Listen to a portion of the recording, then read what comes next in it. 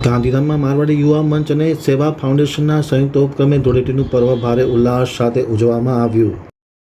હવે જોઈએ ગાંધીધામથી મારા પ્રતિનિધિનો એક વિસ્તૃત અહેવાલ. ગાંધીધામ ખાતે મારવાડી યુવા મંચ પરિવાર અને સેવા પ્રયાસ ફાઉન્ડેશન દ્વારા આયોજિત રંગોત્સવ 2024નું આયોજન કરવામાં આવ્યું હતું. પ્રતિવર્ષની માફક આ વર્ષે પણ ભવ્ય રીતે આયોજન કરવામાં આવ્યું હતું. કાર્યક્રમમાં ડીજે આર્યન, રાહુલ પીઠડિયા તથા એન્કર તરાના ભાટિયા અને રેડિયેશન હોટલનો ખૂબ સહયોગ મળી રહ્યો હતો.